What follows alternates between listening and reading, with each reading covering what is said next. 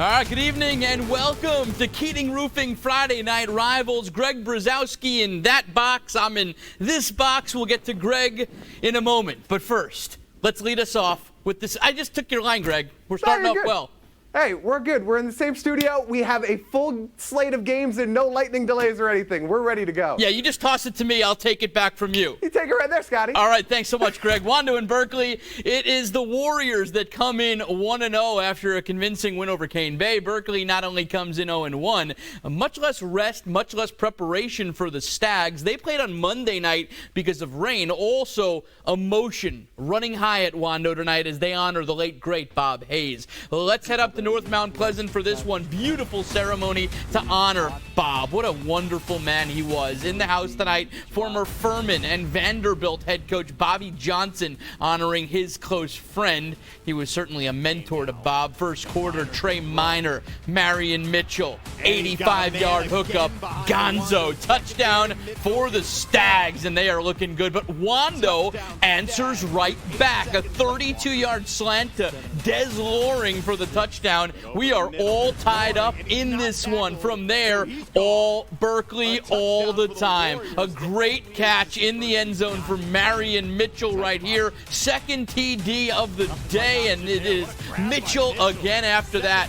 Wide the heck open. 55 yards. Third touchdown of the day for him, and Berkeley wins this one 35-14, a dominant effort for Randy Robinson's bunch. Greg, you might have the game for 5A supremacy in this shortened season tonight. Absolutely, Scott. The only state top 10 game in the 5A ranks in our area, and if anyone is going to beat Fort Dorchester in the Low Country this year, have to think it could be Goose Creek.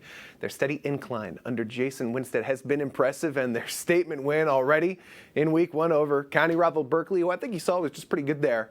But again, the Gators, a team on a very short week. Up to Bagwell Stadium, they got to go for this one. Steve LaPrade and his Patriots making their home debut, and they're up early in the first half here, while Winstead working to keep his Gators close. So on a 3rd and long, down 21-3 in the second, they go for the deep ball. Drew Moore puts it up there, but Rayshawn Springs comes down with the interception. It's Pat's ball, and soon Pats are on the move. Zoltan Osborne will fire over the middle to Demetrius McKelvey, who is all alone. Plenty of room to go. This one goes 61 yards into the red zone. And just a couple plays later, they give the ball to Dwayne Wright. He finds the right way into the end zone. Fort pulling away, 28-3. Goose Creek, they need a break. They need one now, and there's a reason that we're showing you the kickoff right afterwards, because it goes deep to James Levine. He fields it, runs right with it, looking down the near sideline. He's got space, and he's got a touchdown. First of the game for the Gators, 28-9 after a missed 2-point try. Yet FD is not going to let GC take any momentum into the half. Wright runs up the gut. He goes around their 30-yard line and passes the Gators 30. It leads to an Osborne TD run. It makes it 35-9 at the half. Fort rolls to a 56-15 statement win. Summerville at Stall. Both these teams in 5A Region 8, both looking for their first W's of the season after falling in their openers last weekend over to that brand new CCSD Stadium in North Charleston. First play from scrimmage, Stall ball. Summerville setting the tone. Kaiwan Mack takes the end around and goes nowhere as Carnell Jones stops it quick. First play from scrimmage for the Green Wave. Well, Christian Grant has some success. He gets the carry. He is gone. 18 yards, 7-0. Summerville ball again. Colby Sheary. He's going to run with this one, picks up some yardage himself, but he's going to carry that ball a little too far out there, and you know what? It's going to cost him being a little careless with it. He fumbles it, and it's recovered by the Warriors. Erwin Mungren comes up with the ball, but no points for Stall off of that turnover. But when Summerville gets it back, this time they go to the air. That works. Sheary to Leroy Simmons for 6. Big win for the Waves, 72-12. Scotty, back over to you for a team that we had on TV last week. Absolutely, Greg. They waited until 9:30 to star on that TV game against Summerville, but what a tremendous win for the Stratford Knights. But in that win came a huge loss. Star wideout David Washington fracturing his ankle, dislocating his foot, and breaking his tibia after catching for 197 yards and 2 touchdowns. Tonight, the Knights visiting Russell Zare and Cane Bay, coming off their opening week loss at Wando. Picked this one up in the fourth quarter after a scoreless third. Cane Bay leads it 12-10. Cobras hand off to the big man, Leon Staley, who pounds it up the middle and scores the two-point conversion.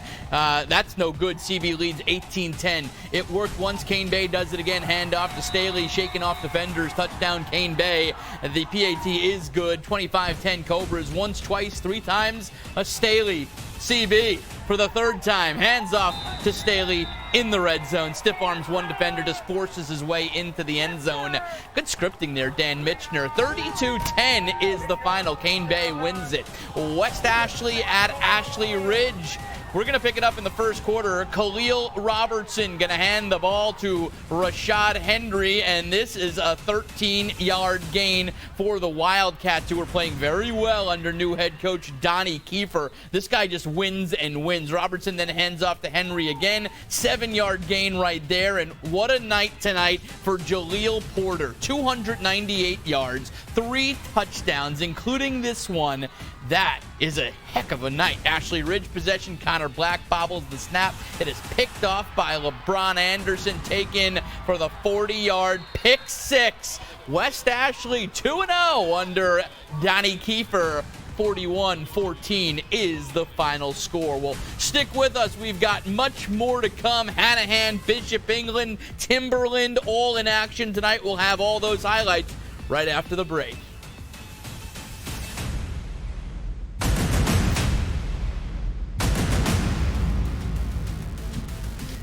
Welcome back to the program. Maybe it went a bit under the radar last week because it happened all the way down near the Georgia line, but Colleton County showing they're for real, a dominant win over Bluffton in their opener. Big smile on Kobe Peeler's face about that one, but they can't keep that momentum going because Hilton Head in quarantine tonight. That game will now be played the first week of November. James Island, they went down to Beaufort tonight and they fell hard. 48-6 is the final for that one. Big trip for Woodland tonight, up to one of the premier teams in the state and one of the premier places to play in the state. Heights Stadium in Abbeville. 7-0 Abbeville ball. Thomas Buford handoff to Jamarian Burton for the touchdown. Easy game for Abbeville here. Abbeville ball. Thomas Buford, another handoff to Tyrell Haddon. Touchdown.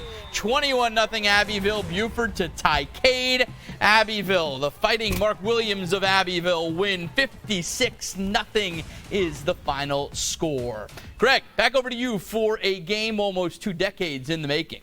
Yeah, absolutely, Scott. Unreal to think. Tonight, the Timberland Wolves take the field, and Art Craig isn't their coach. It's a Berkeley County native. With an extra week to prepare, the Greg Wright debut for Timberland as they host Burke. Out to State Stephen, let's go, as the Timberland players are running through that smoke, ready to go. Burke mishandling the punt here, and that's going to set up Timberland very nicely as they take advantage of the short field. Chris Williams runs it in and puts them up 7-0. After another mishandled Bulldogs punt, Chris Williams once again scores once more. Why not? Timberland up 13-0 as they go on to win this one big in a shutout, 30-0. Battery Creek at Hanahan tonight. So odd to say it. Art Craig, Hanahan head coach. Gotta love this football name, Kai Buffalo. Big tackle for loss right there. Hanahan, no problems on offense tonight. Jonathan Shelton, nice run for the QB on the keeper. And then this kid, just a freshman. Boy, is he going to be special. Kavan Rivera, 4 rushing touchdowns. Look how big he is and agile. This one's pretty. Hanahan rolls over Battery Creek. He gives the little belt thing. I think that's a wrestling thing. 36-0 the final from Wiley Knight Stadium. Academic Magnet at Bishop England tonight. There is John Canty all masked up for this one. First quarter, Bishop England marching down the field. Eddie Marinaro to Michael Long. Nice yards after the catch. It works once. Go to him again. Long in for the touchdown. Bishop's up 14-0. More battling Bishops. The star of this play, though, the referee. Check him out. Gets tangled up with Keegan Bittner. As we say to our daughters, he fell on his tushy. I think he's okay. Bishops give it back to Michael Long. Another touchdown. All Bishop England in this one. 41-14 the final over Academic Magnet. It appears that the premier game in 1A football is tonight out in Cross. Baptist Hill and the Trojans, the class of 1A football in most years, and this year this game may just be for that region title. Both come in undefeated. Remember, it is a short season, so we're going to head out to Ravenel Stadium in one heck of a ball game. It is Baptist Hill down 14-8 coming into the second half, still fighting defense right there. Gets the big sack. Cross answers back. Jatavius Gaines. Oh, look at that big gain. Penalty, though, stalls the drive. Jatavius Gaines then strikes again. Interception right there, setting Cross up in great field position. Cross gets the fourth quarter started off right. Santori Jones runs it in for 6. They are up 20-8. But Baptist Hill comes all the way back and wins 26-20 in triple overtime. Charleston math and science over at St. John's tonight, first quarter. We're starting it off with the Islanders as they get the ball, and it ends up being a nice little 32-yard run down the sideline, almost coming right at our cameraman there. Then the Islanders would build on that very next play. Robert Fields will run into the end zone, just reaching above the plane there to make it a touchdown. And their defense was after it as well. Check this out here. Tavion Snipe. Talk about a snipe here. This is going to be a nice little interception, diving towards the ball. Able to get that as the Islanders coast to a 57-0 win over Math and Science. Whale Branch facing off against Military Magnet. Eagles coming off a shutout loss against Cross last time out. The Warriors with a shutout win last week. First drive for Whale Branch. Midfield, Jalen Reeves hands off to Joseph Hicks. Look at him go, scorching the defense. First touchdown of the night there. Whale Branch would miss the PAT, so they're only up 6. And then Jalen Reeves, he fakes the handoff, and he just rolls to his right. A big run that is gonna set up this. On the 3, Reeves decides, hey, that worked. I'm gonna keep it again. This time, I'm gonna score. Pay dirt. Touchdown. Whale Branch. They win big. Warriors all over this one tonight. 52-0.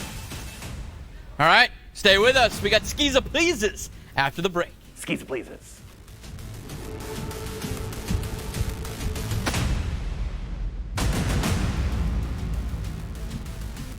It's Skiza Pleasa time, and no team more pleased in the Skiza ranks this year than First Baptist, undefeated, and in their book they should have one more victory, but the official book isn't going to say so. The Hurricanes were leading undefeated Augusta Christian just before halftime last week when that game was rained out. It's not going to be made up, so it's completely off the ledger, so they got business to take care of tonight to add a victory back. To James Island, they're facing off against Heathwood Hall out of the Midlands tonight. And their quarterback of the Highlanders, Alex Lewis, back to pass, tries to hit Josh Gary. It's broken up. It's incomplete. So now it's First Baptist ball. Will Daniel throwing the screen to Savon Washington. He's going to run it here inside the tackles, and he gets his way inside the 10-yard line. Then First Baptist would get the ball back a little bit later in the game. Daniel will try to go deep. He is intercepted here by William Morris, but he completed plenty enough in the night as the Hurricanes go on to win 21-0 in another shutout. Hilton Head Christian at Pinewood. 59 seconds left in the second quarter when we start this one, when Pinewood's QB, TJ Hatchett, finds TJ Wright for the 15-yard pickup. The TJ connection working well as they work towards a TD, as Hatchett will then find Addison Ventilli for the 10-yard gain here, the diving catch over the middle. And then Hatchett decides, let's get the run game involved. He hands it to Shane DeRay, 1-yard touchdown, gets the job done there. In the third quarter now, Hilton Head Christian Academy's Jace Blackshear throws down the field. He is picked off by DeRay, as Hilton Head Christian still goes on to win 34-14. Absolutely. Stay with us. A really cool play of the night tonight after the break.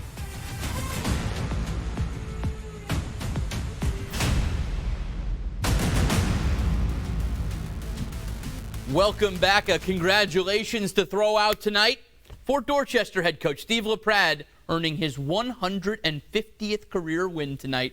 Congrats to Steve. College football tomorrow. Let's take a look what we got on the docket. Arkansas State, they've been hampered by COVID-19 this week for sure. They've got Coastal Carolina in Conway, that game at noon. Then also at noon, South Carolina at the Swamp. Number 3, Florida. That will be a tough one for the Gamecocks for sure. And then at night, Virginia and Clemson, 8 o'clock ACC Network. And look out for Virginia's star wide receiver. That is Woodland High grad Lavelle Davis. Had a heck of a week in his college debut last week. 2 touchdowns, over 100 yards. Finally, this is our play of the night tonight. And this is really cool. The guy pulling the chains tonight at First Baptist, that's Autry Denson. Autry Denson is a former NFL running back. He's the all-time leading rusher at Notre Dame. He's the head coach at Charleston Southern. But tonight, Autry Denson is just dad pulling the chains at First Baptist. Thought that was really, really cool. Thanks so much to Graham Haley for passing along that video. Greg, what did you learn tonight? I learned that Fort Dorchester is once again the class of the low country. You talked about Coach LaPrade getting his 150th win. Congrats to Coach. That was a really impressive showing against the Goose Creek team that has come out looking strong out the gate. And Berkeley with a big statement on our TV game of the week. Yep. Randy Robinson a couple weeks ago could barely talk about his team after they went scoreless against Andrews in their jamboree. Stags looking much better just a couple weeks later. Absolutely. My takeaway from tonight, Baptist Hill, the real deal in 1A, a triple overtime win over Cross, and a wonderful celebration for Bob Hayes on TV tonight. We absolutely love Coach, and much love to his family as well. That'll do it for our show. For Greg, I'm Scott. Have a great night.